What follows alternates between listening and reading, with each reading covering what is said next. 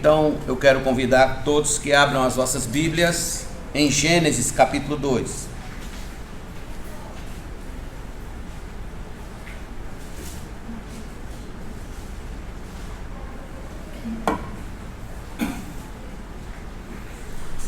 Gênesis capítulo 2, nós vamos ler verso de número 21 a 25.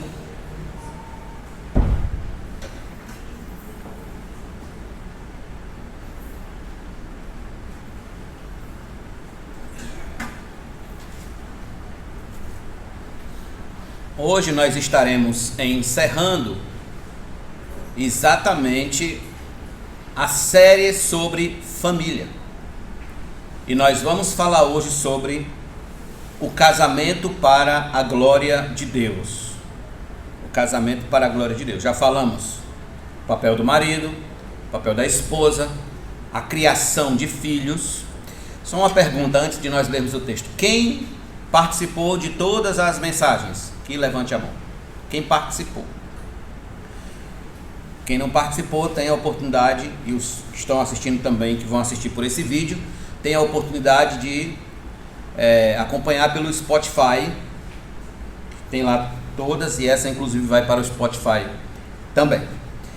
Muito bem.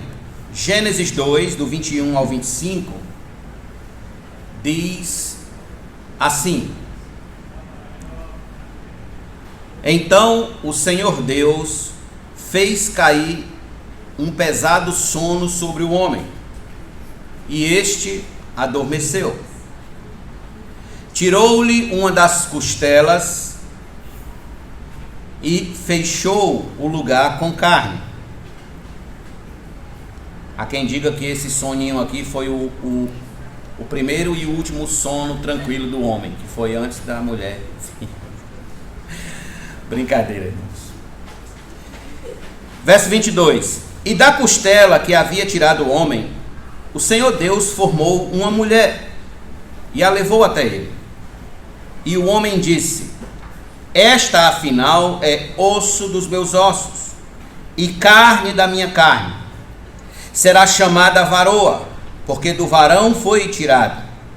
Por isso o homem deixa pai e mãe e se une à sua mulher, tornando-se os dois uma só carne. Ora, um e outro, o homem e a sua mulher, estavam nus e não se envergonhavam. Vamos orar. Magnífico Deus, Criador dos céus e da terra, quão maravilhoso é estar na Tua presença, Senhor. Quão maravilhoso é ter contato com a Tua palavra. Eu te peço, te rogo que o Senhor nos ajude, nos auxilie, nos dando o entendimento das verdades bíblicas que leremos hoje à noite. Ó Deus, que essa palavra venha, Senhor, tratar dos nossos casamentos, tratar das raízes dos nossos relacionamentos.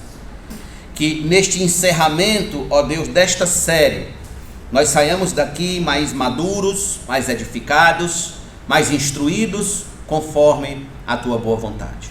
Em nome de Jesus nós te agradecemos e todos nós digamos amém.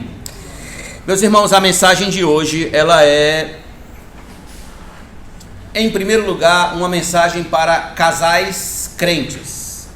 Casais crentes. Casais onde o homem e a mulher já nasceram de novo em Cristo, já creem em Cristo, depositam fé em Jesus. E é para esses casais os quais essa mensagem será direcionada. Não que a gente não vá falar para as pessoas, para os casais que não conhecem Cristo ainda, ou pelo menos onde um dos cônjuges não conhece Cristo. Mas o nosso alvo primordial é tratar de um casamento de crente, dos crentes. Então, o casamento, ele é a gênese, o início, o princípio, a raiz, a semente da família. Deus, em sua bondade, criou o casamento e presenteou o homem com o casamento. O texto de Gênesis, ele é a prova cabal, esse texto que a gente acabou de ler, ele é a prova cabal de que o casamento, ele não foi criado por leis humanas. Não casamos porque veio o Código Civil brasileiro e instituiu que nós temos que casar. Porque veio a Constituição Federal Brasileira e instituiu que a gente tem que casar. Não. O homem e a mulher casam porque Deus instituiu o casamento. O casamento é uma instituição, antes de qualquer coisa, criada por Deus, pela soberana e perfeita vontade de Deus. Para todos os animais, se você observar os textos, os versículos anteriores ao que nós lemos, para todos os animais tinha o seu par. Para todos. O leão tinha a leoa, né? E, enfim, por aí se vai. Para o gato tinha a gata. Enfim, para todos os animais tinha ali o seu par. Mas para o homem não tinha. Para o homem lhe faltava uma companheira que lhe fosse idônea.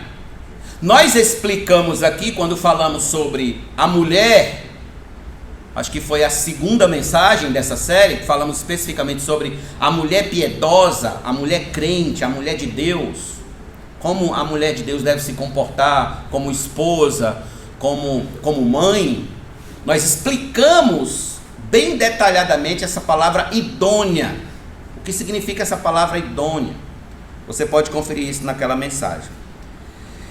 Deus, em sua eterna sabedoria, criou a mulher da costela de Adão e a deu como um precioso presente para a sua existência. Inclusive o sábio, em Provérbios, vai dizer que quem acha uma esposa, acha uma boa coisa, acha algo especial. Então, no ato de deixar pai e mãe, tornando-se uma só carne, Deus estabeleceu o casamento. Este é o princípio bíblico, que Deus criou o casamento. Algo que precisamos acrescentar nessa nossa introdução é que Deus criou o casamento heterossexual. Deus não criou o casamento homossexual. Não foi criado por Deus. O casamento bíblico é o casamento heterossexual entre um homem e uma mulher. Essa ideia da cultura moderna de casamento homossexual não é bíblica, não tem fundamentação bíblica, não cabe nas escrituras. Isso é uma formação da cultura do mundo lá fora.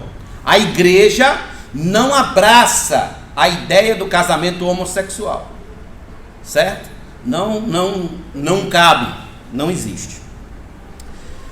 Então, por causa da queda do homem em pecado, o casamento ele foi desconfigurado, ele foi desvirtuado. E ele passou então a ser visto como um prejuízo à liberdade. O casamento passou a ser visto como um prejuízo à juventude, um prejuízo à alegria, à felicidade e à paz. Então é comum a gente ouvir o quê? Olha, antes de você casar, aproveite bastante a vida, porque depois que casar, já ouviu isso? Eu já ouvi isso. Depois que casar, acabou.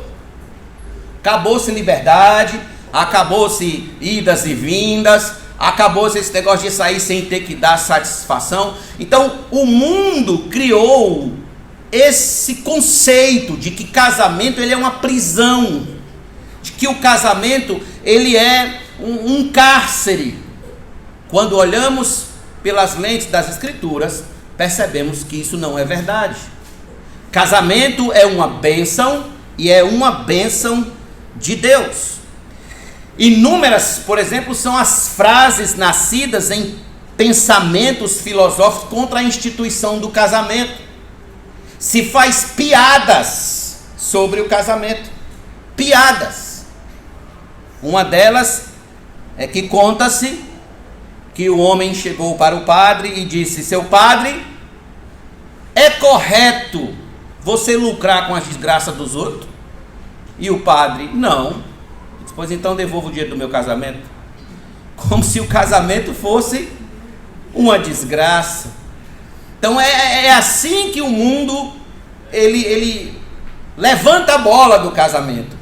Ele fomenta a ideia do casamento. Então há um espírito de zombaria, de escárnio, de desprezo com aqueles que abrem mão da sua liberdade de serem solteiros, se unirem em matrimônio. Irmãos, a razão do crescente número de divórcios e filhos crescendo sem a presença de um dos pais, quer seja o homem, quer seja a mulher, mães solteiras, avós criando netos, é devido exatamente ao baixo conceito sobre o casamento. Baixo conceito. Eu não sei se vocês sabem, mas no Brasil adultério era crime. Está lá no Código Penal.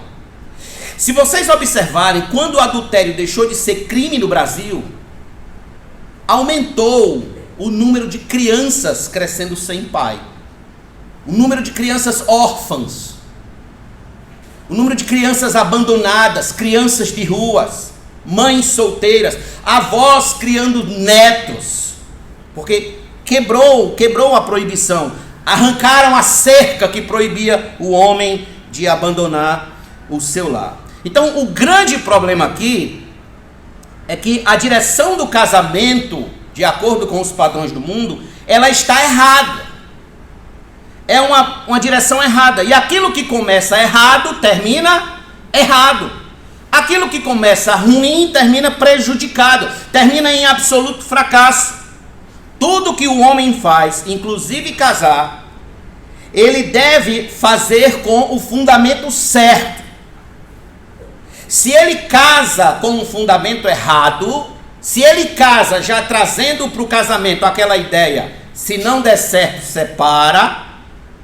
Se a gente casa assim, a tendência realmente é quando a gente tiver com raiva um do outro, se agarrar a essa filosofia para partir, cada um pegando o seu destino. Por quê? Porque não se tem mais o propósito do casamento bíblico. O propósito do casamento bíblico não é a felicidade humana. Eu sei que o que eu estou dizendo aqui pode parecer certa loucura a princípio. Mas escute bem. O propósito do casamento bíblico não é a felicidade humana. O propósito do casamento bíblico tem de ser a glória de Deus. Deus ser glorificado em primeiro lugar. Deus ser honrado em primeiro lugar. Deus ser adorado em primeiro lugar. O casamento é uma aliança feita com esse propósito: glorificar a Deus e se alegrar nele eternamente. Qualquer propósito antes disso é idolatria. E vocês vão ver com mais calma, eu vou mostrar para vocês aqui, ponto a ponto, por que isso é idolatria e por que isso é perigoso, altamente perigoso. Quando um casal se casa sem ter esse propósito como a base de tudo, ele vai tentar colocar outra razão como base. E nesse caso, comumente se diz o amor. Eu casei, por que você casou? Casei por amor. Certo, tudo bem. É óbvio que deve existir o amor. Ninguém casa sem amor, isso é óbvio. Mas o amor, ele não deve ser a base principal, a raiz, o fundamento. O fundamento de um casamento saudável deve ser a glória de Deus. Deus ser glorificado antes de qualquer coisa. Por isso que Provérbios vai dizer: o temor do Senhor é o princípio da sabedoria. Ou seja, quem teme a Deus age com sabedoria, porque teme a Deus antes de qualquer ato. Antes de qualquer ato. Então, existe um autor alemão chamado Dietrich Bonhoeffer. Ele disse o seguinte: a base do casamento não deve ser o amor, mas a aliança. A aliança é quem sustentará o amor. Do chão da aliança brotará o amor. Então, a aliança. E esse é um conceito, irmãos, que está muito desgastado em nossos tempos. Aliança, fidelidade um ao outro, aliança, isso não é mais o que cola. O que cola é ser feliz. Se eu não sou feliz, se não me faz mais feliz, eu estou fora. Isso não é a base bíblica. A aliança, ela deve ser a base para ser realizado um casamento que glorifique a Deus, que honre a Deus acima de tudo. Então, pastor, me diga uma coisa: de que maneira é que no meu casamento, eu e meu cônjuge, a gente viva para a glória de Deus? De que maneira o casamento, ele existirá para a glória de Deus? Eu tenho 3 respostas para lhe dar hoje à noite. A primeira resposta é: no casamento para a glória de Deus, o amor a Deus deve estar acima do amor a seu cônjuge. Isso vai mexer com as estruturas de vocês. Escute bem: um casamento que glorifica a Deus, o amor a Deus, ele deve estar acima do meu amor pelo meu cônjuge. Acima. E eu vou mostrar biblicamente. Por exemplo, abra sua Bíblia em Lucas 14, por favor. Lucas 14.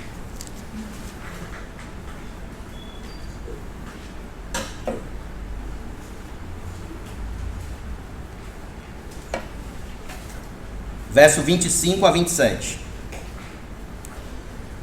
As condições para ser seguidor de Jesus.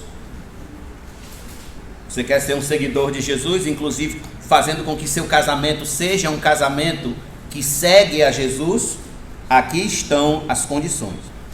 14, 25. Grandes multidões acompanhavam Jesus e ele, voltando-se, lhes disse. Olha o que Jesus disse à multidão: se alguém vem a mim e não me ama mais do que ama o seu pai, a sua mãe, a sua mulher, os seus filhos, os seus irmãos e as suas irmãs e até a sua própria vida, não pode ser meu discípulo. Então perceba a condição aqui: amar acima da esposa, amar a Cristo acima do esposo. Essa é a condição bíblica. Claro que essa perspectiva, ela vai de encontro ao que o mundo ensina e oferece como casamento. Porque no mundo, o que é que você ouve? No mundo você ouve as pessoas dizerem um para o outro assim: eu te amo mais que tudo. Ah, eu te amo. Você me ama? Claro, eu te amo mais que tudo. Ora, quem ama seu cônjuge mais do que tudo está dizendo que o ama acima de Deus, que o ama mais do que ama a Deus. Essa não é a perspectiva do casamento dos cristãos, dos crentes, dos que nasceram de novo. Os crentes amam seus cônjuges, não há dúvida de que um crente ama seu cônjuge. Mas o crente é alguém que ama a Deus acima do seu próprio cônjuge. Somente a Deus é que um cristão pode dizer: te amo mais que tudo, Senhor. Somente a Deus a gente pode referir essas palavras, porque não há ninguém além dele a quem a gente deva amar mais. Nem esposa, nem filho, nem marido, nem neto, nem pai, nem mãe, nem sobrinho, nem seja lá o que for. Deus acima de tudo. Calma que não é campanha política, viu? Estou trazendo realmente, dizendo que é Deus, o amor a Deus acima de tudo. Então, se alguém diz que serve a Cristo, mas tem seu cônjuge como o ponto mais alto de sua vida, tal pessoa não está servindo a Cristo, nem vivendo um casamento para a glória de Deus. Ela está vivendo um casamento idólatra, um casamento onde o homem está sendo adorado e não Deus. Irmãos, vejam as músicas deste mundo, vejam as músicas dos cantores deste mundo. É sempre colocando a outra pessoa como o seu bem maior, como uma pessoa sobre quem você não sabe viver sem ela, sem ele. Se perder ela, perde a própria vida. Se perder ela, perde a própria vida. Então o mundo, ele trabalha nessa perspectiva. Ele chega no outro e para. Não, mas não é assim o crente. O crente, ele ama o seu cônjuge, ama, mas ele ama a Deus acima do seu próprio cônjuge. Aliás, o amor ao cônjuge é um reflexo do seu amor a Deus. Então, quando alguém ama o seu cônjuge mais do que a Deus, tal pessoa está fadada a quê? A decepção, depressão, tristeza, ciúme descontrolado, mágoa, amargura, medos fantasmagóricos, ansiedade e tudo de ruim. Por quê?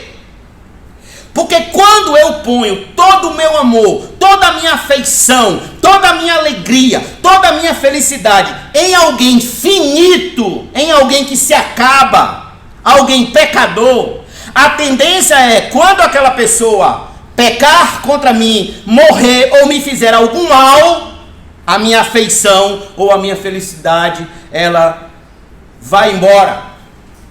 Ela vai pelo ralo, por água abaixo. Inúmeros são os casos de depressão profunda por decepções amorosas. Quem aqui já não ouviu falar de suicídios por decepção amorosa? Quem? Todos nós já ouvimos. Perda de cônjuges para a morte. Porque se fazia da pessoa a base de tudo para as suas vidas. E não pode ser assim. Não é bíblico. Não é assim que deve ser. Porque a base do relacionamento, que não é primariamente o amor de Deus, mas o amor por si mesmo e pelo outro, termina com problemas, termina com dificuldades. A base principal da nossa afeição e felicidade não deve ser o cônjuge, mas Cristo. Cristo. Obedecer à sua vontade acima de todas as coisas. Amar a Ele acima de todas as coisas. Vou fazer 2 perguntas aqui retóricas. Vocês não precisam responder em voz alta, mas eu já sei qual é a resposta. Deus morre? Deus pode morrer? Outra pergunta. Deus decepciona? Deus pode decepcionar alguém? Deus frustra alguém por causa de más atitudes, por causa de atitudes erradas? Deus decepciona alguém nesse nível? Bem, se as respostas são negativas, logo a gente descobre que a vida ela continua com sentido, mesmo que a gente perca o nosso cônjuge para a morte, ou a gente se decepcione com ele. Por quê? Porque Deus, Ele é a minha base, Deus é o que me sustenta. E se Ele não morre, e se Ele não me decepciona, o que mais vai me abalar? O que mais vai me destruir? Então, já viram pessoas, e recentemente aconteceu isso em Campina Grande, vocês viram? Pessoas que matam o cônjuge porque não aceitam o fim do relacionamento. Não aceitam o fim do relacionamento. Por que não aceitam o fim do relacionamento? Por quê? Porque fez da outra pessoa o seu bezerro de ouro. Fez da outra pessoa o seu ídolo. Fez da outra pessoa o seu Deus. Fez do seu marido, fez da sua esposa o seu ídolo, o seu Deus.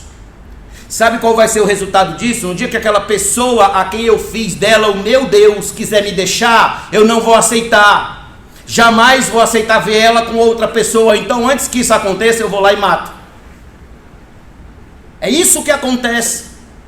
É assim que funciona.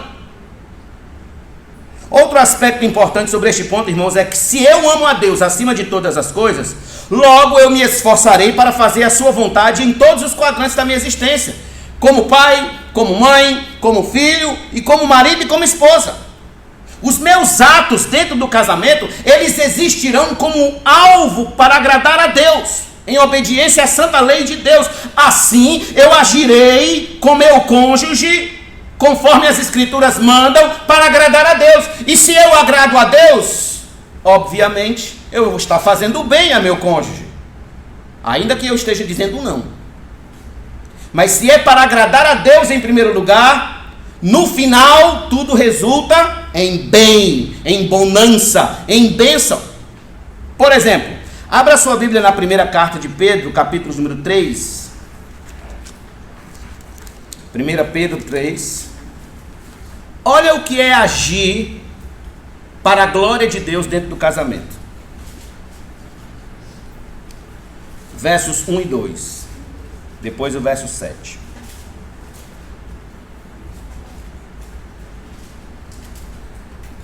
Igualmente vocês, esposas, estejam sujeitas, cada uma a seu próprio marido, para que, se ele ainda não obedece à palavra, seja ganho sem palavra alguma, por meio da conduta de sua esposa, ao observar o comportamento honesto e cheio de temor que vocês têm. Então aqui é como a esposa deve se comportar para a glória de Deus. Pedro disse, veja, por meio da conduta, ao observar o comportamento honesto e cheio de temor que vocês têm. Agora vejam como deve ser o comportamento do marido, versículo 7. Maridos, vocês igualmente vivam a vida comum do lar, com discernimento, dando honra à esposa, por ser a parte mais frágil e por ser coerdeira da mesma graça da vida. Agindo assim, as orações de vocês não serão interrompidas. Então veja como a Bíblia manda eu agir com a minha esposa e manda a minha esposa agir comigo. Em Cristo nós somos irmãos, somos co-herdeiros da mesma graça. E quando eu estou, olha que interessante, Pedro está dizendo aqui, quando eu estou intrigado da minha esposa, as minhas orações não chegam ao céu. Quando eu estou intrigado da minha mulher ou ela de mim, as nossas orações não chegam ao céu. Para que as orações de vocês não sejam interrompidas. Ou seja, aquela comunhão, aquele fluxo de comunhão constante com Deus, ele não seja quebrado. Para que a gente mantenha uma relação de comunhão saudável com Deus. O cristão é alguém, meus irmãos, que não acha penoso observar os mandamentos de Deus. Por quê? Porque o seu prazer consiste em agradar ao Senhor acima de tudo. Jesus disse em João 14,15: se vocês me amam, vocês guardam os meus mandamentos. Se vocês me amam, vocês guardam os meus mandamentos. Então, se você ama a Cristo acima de todas as coisas, você também vai amar a sua esposa, você vai cuidar dela, você vai cuidar do seu marido, você vai respeitar o seu marido. Aí eu pergunto, você ama seu cônjuge mais do que a Deus? Você não faz determinadas coisas apenas para não desagradar seu cônjuge, ou antes, porque você não quer realmente desagradar a Deus? Então, antes de algum ato errado, não é no seu cônjuge primeiro lugar que você deve pensar, é em Deus. É em Deus. Você não age errado naquele comportamento, porque Deus não será glorificado. Isso vem antes do seu cônjuge. Logo, o seu cônjuge também será honrado. Então, amar a Deus acima de seu cônjuge. Seu cônjuge é finito. Seu cônjuge um dia vai lhe deixar pela morte, obviamente. Porém, Deus é eterno e santo. Deus é eterno e santo. E seu amor jamais será decepcionado na pessoa de Deus. Jamais. Por isso que nós somos convocados. O primeiro mandamento é amar a Deus sobre todas as coisas, inclusive o cônjuge. Inclusive o cônjuge. Ame seu cônjuge, mas ame mais a Deus. Em segundo lugar, no casamento para a glória de Deus, o amor sacrificial, ele é mais importante do que o amor romântico. Irmãos, é aqui onde a gente vai começar a mexer com os nossos calos. O amor sacrificial, ele é mais importante que o amor romântico. Que o amor eros, por exemplo. Então, eu quero que você venha comigo em Efésios 5, por favor. Efésios 5, verso de número 22 e 23. Olha o que Paulo vai falar a respeito dessa modalidade de amor sacrificial. Esposas, que cada uma de vocês se sujeite ao seu próprio marido como ao Senhor. Porque o marido é o cabeça da esposa, como também Cristo é o cabeça da igreja, sendo ele próprio o Salvador do corpo. Como, porém, a igreja está sujeita a Cristo, assim também a esposa se sujeite em tudo a seu próprio marido. Maridos, que cada um de vocês ame a sua esposa, como também Cristo amou a igreja, veja, e se entregou por ela. Aqui está o ponto. Se entregou por ela, para que a santificasse, tendo-a purificado por meio da lavagem de água pela palavra, para apresentar a si mesmo como igreja gloriosa, sem mancha, nem ruga, nem coisa semelhante, porém santa e sem defeito. Assim também o marido deve amar a sua esposa como ama o próprio corpo. Quem ama a esposa, ama a si mesmo. Olha o que Paulo, olha que coisa maravilhosa. Porque ninguém jamais odiou o seu próprio corpo, ao contrário, o alimenta e cuida dele, como também Cristo faz com a igreja, porque somos membros do seu corpo. Eis porque o homem deixará o seu pai e a sua mãe, se unirá à sua mulher, tornando os dois uma só carne. Grande é esse mistério, mas eu me refiro a Cristo e à igreja. No entanto, também quanto a vocês, cada um ame a própria esposa como a si mesmo, e que a esposa respeite o seu marido. Veja, não há dúvida que o amor romântico, ele é muito gostoso, ele é muito empolgante, ele é maravilhoso, é bom estar apaixonado, né? Os olhos brilham, tudo em nós se altera, tudo é alterado, os nossos hormônios, etc. O problema é que o amor romântico, ele vai embora na primeira decepção. O amor romântico, ele começa a se desfazer, como a neblina da noite se desfaz quando começa a chegar o sol pela manhã. Assim é o amor romântico. O amor romântico, ele é bom, mas ele tem prazo de validade. Ele tem prazo de validade. Ele vive até quando começam as grandes lutas, que requer um casamento maduro, as decepções, os desencontros do matrimônio, quando as vontades começam a ter choque, quando a beleza acaba, quando o dinheiro acaba, quando a saúde acaba, os defeitos de personalidade começam a brotar, a bater na porta. O amor romântico, ele pula a janela e vai embora. Todavia, isso não acontece com o amor sacrificial. Por isso que Paulo pegou o exemplo de Cristo com a igreja. Por quê? Cristo perfeito, a igreja imperfeita. Cristo amou a igreja de modo sacrificial. Amou a tal ponto que se entregou por ela. Tal ponto. Porque ela merece? Porque ela é perfeita? Não. Porque ele a amou. Simplesmente assim. Ele a amou e amou de modo sacrificial. Ele assumiu as responsabilidades dentro do relacionamento com a igreja.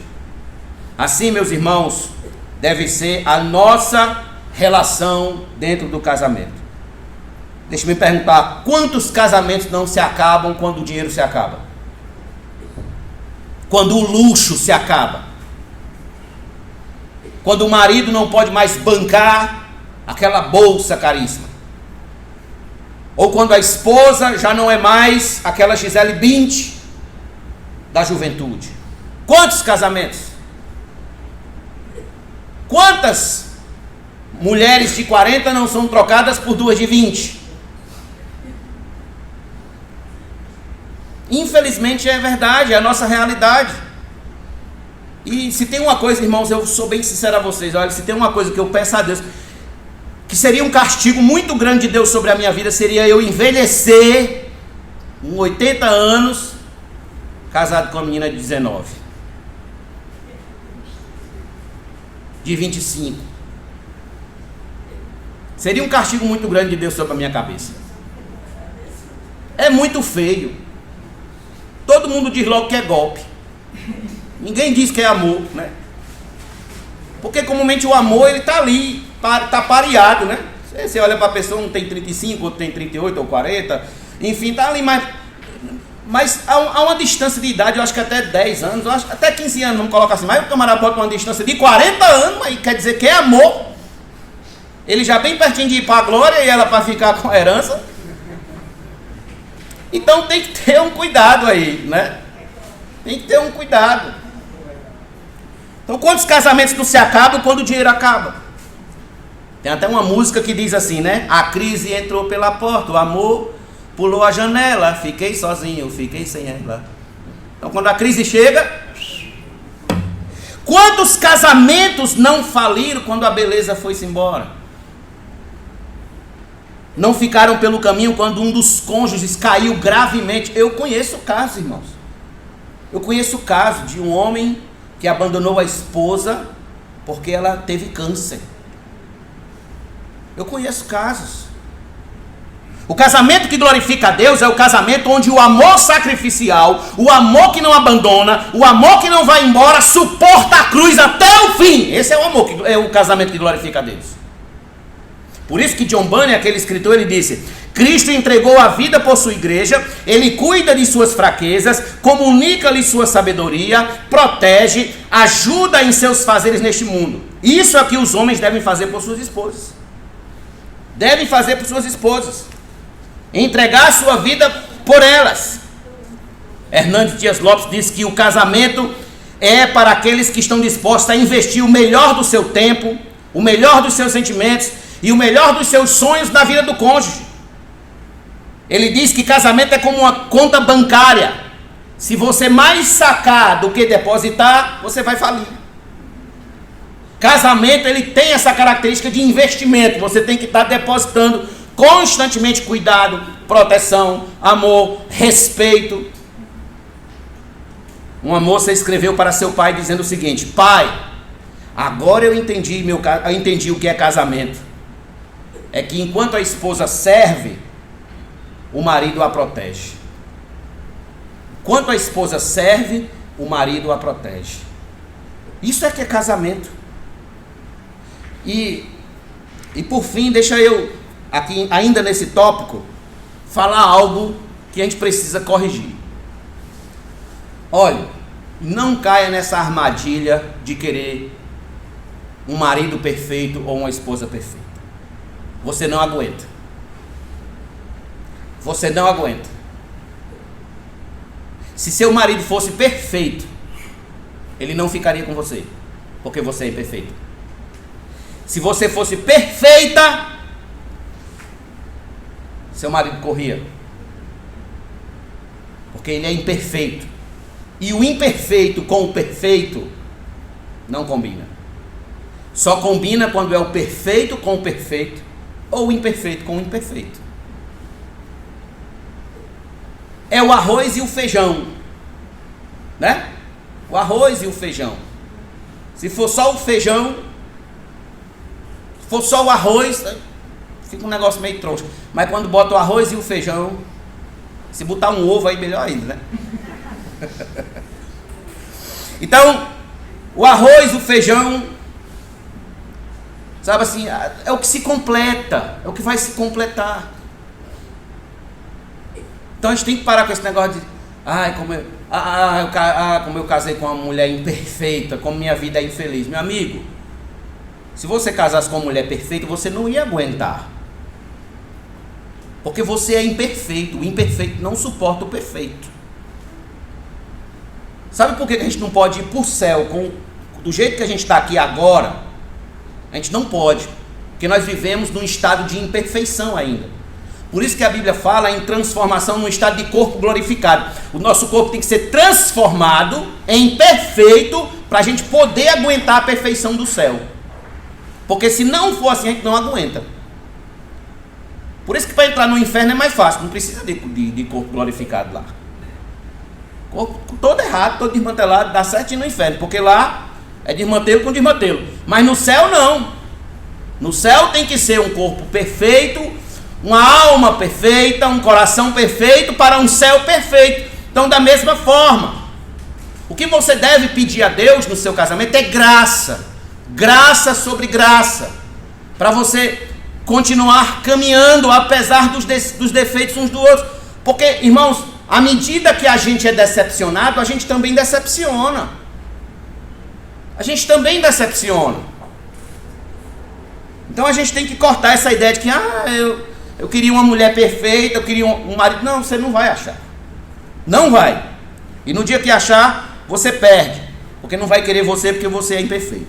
Então, o amor sacrificial, ele é demonstrado em cuidado, proteção, apoio mútuo, suporte ambivalente.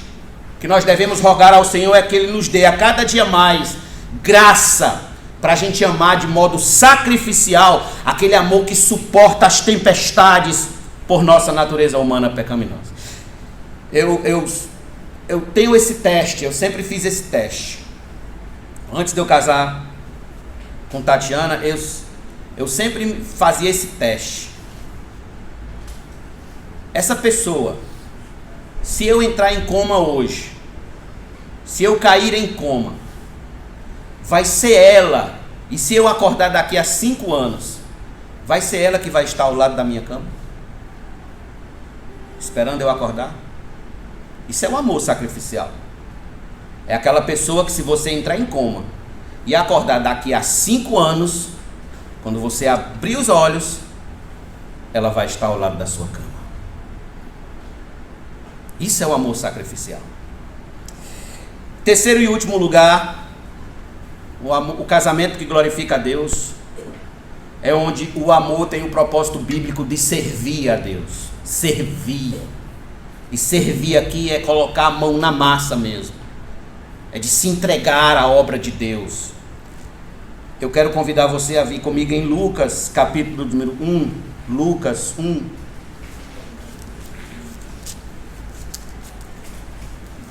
Versos 5 e 6.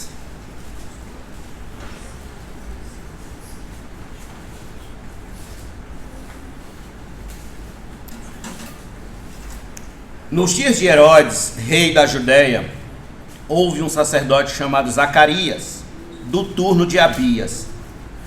A mulher dele era das filhas de Arão e se chamava Isabel. Ambos eram justos diante de Deus, vivendo de forma irrepreensível em todos os preceitos e mandamentos do Senhor. Ambos, o casamento de Zacarias e Isabel, era um verdadeiro culto a Deus. Ambos davam testemunha da maneira como o casal bíblico deve viver. Casamento piedoso, obediente aos mandamentos de Deus, servindo a Deus juntos. O maior propósito deles não era criar filhos, até porque, a gente sabe, Isabel era estéril.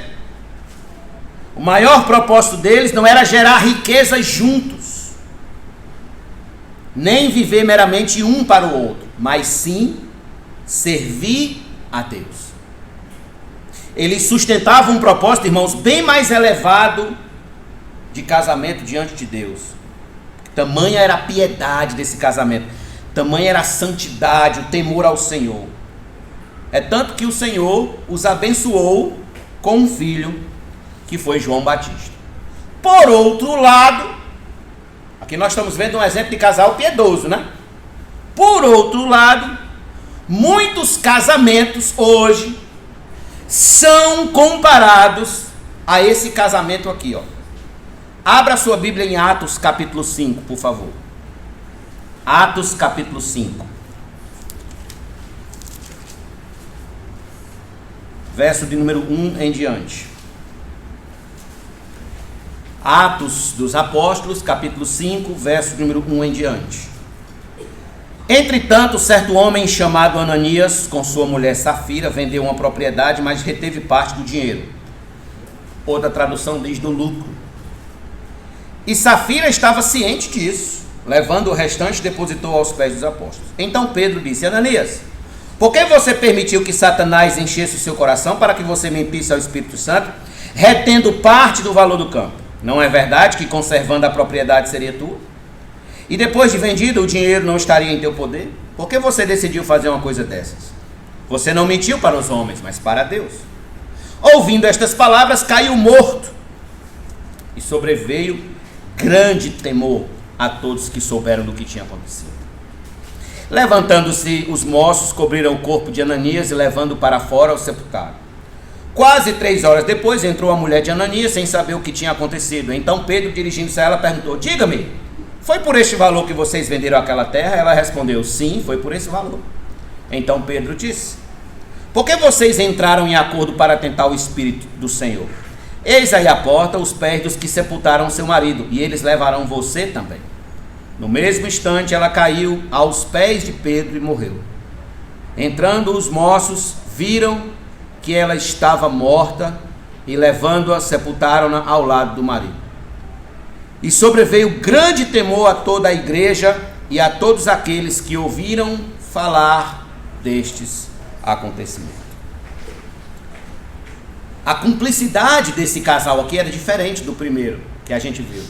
A cumplicidade deles aqui estava em fazer o mal e não o bem.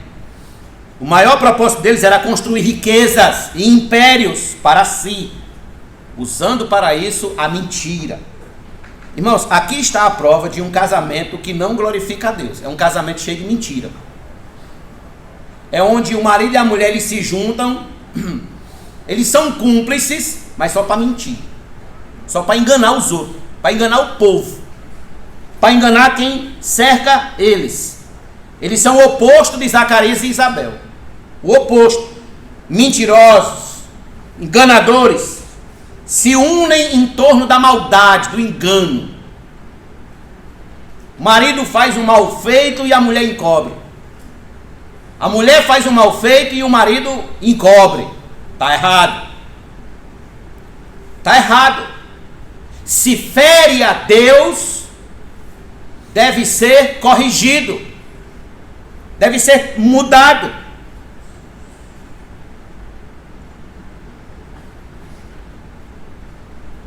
Pergunto: seu casamento hoje, a preço de hoje, se assemelha ao casamento de Zacarias e Isabel ou ao casamento de Ananias e Safira? Bote na balança aí. Seu casamento está mais para o lado de lá ou mais para o lado de cá? Está mais ali colado com Zacarias e Isabel, José e Maria, ou está mais ali para o lado de Ananias e Safira?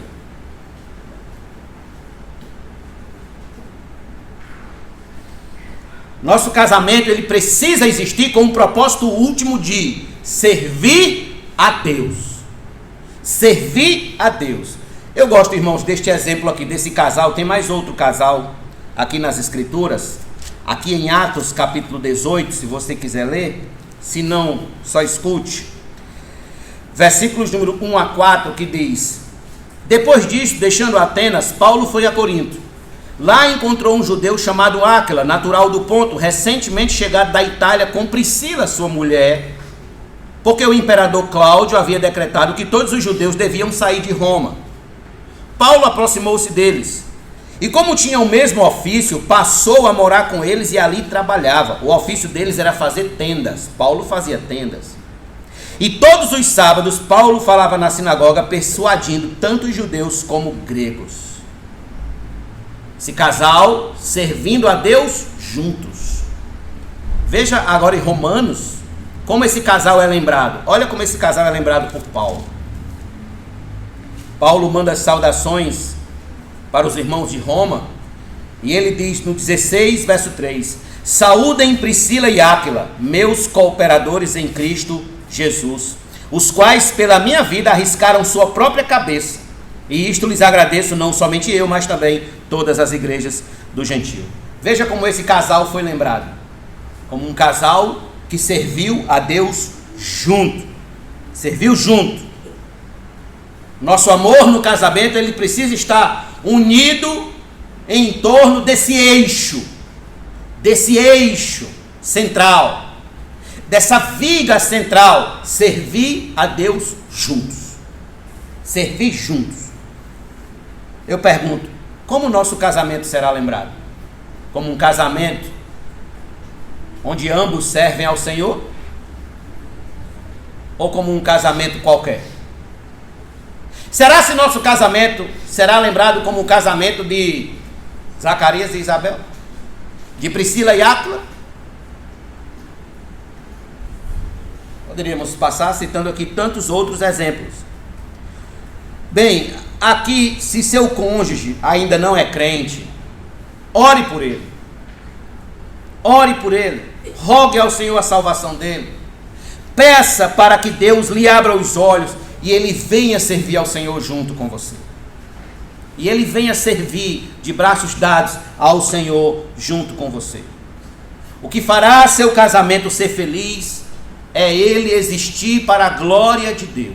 A glória de Deus precisa estar acima de tudo. Porque Deus sendo glorificado, aí sim, o seu casamento gozará muito mais da presença dele e de todas as suas bênçãos, que é melhor do que a vida. Melhor do que a vida é a presença de Deus. Então, escute bem, para que seu casamento exista para a glória de Deus, primeiro você deve viver para a glória de Deus. Foi por isso que eu disse que essa mensagem, em primeiro lugar, ela é para casais crentes. Casais de crentes. Porque para o seu casamento existir para a glória de Deus, primeiro você tem que viver para a glória de Deus. Se você não vive para a glória de Deus, se você vive para a sua própria satisfação, para a sua própria glória, para o louvor do seu próprio nome, para o seu próprio prazer, se você vive para isso, então você terá muitas dificuldades no seu casamento. Na hora que seu prazer for ameaçado, na hora que a sua honra for ameaçada, na hora que a sua glória humana for ameaçada, você vai querer cair fora e vai ter muitos problemas por causa disso.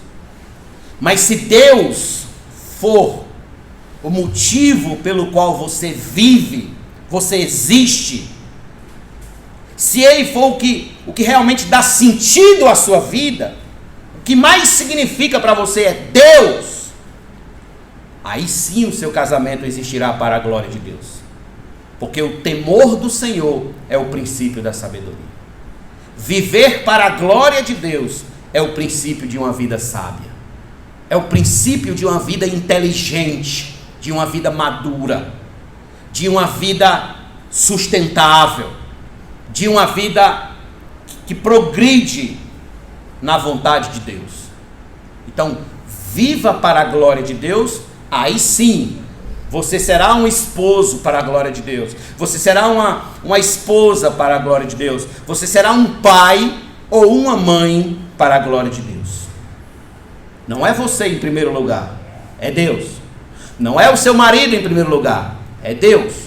Não é o seu filho, sua filha, seus netos, seja lá quem for, em primeiro lugar, é Deus em primeiro lugar. Deus. Coloque Deus em primeiro lugar e as demais coisas lhe serão acrescentadas. Vamos ficar de pé? Vamos orar?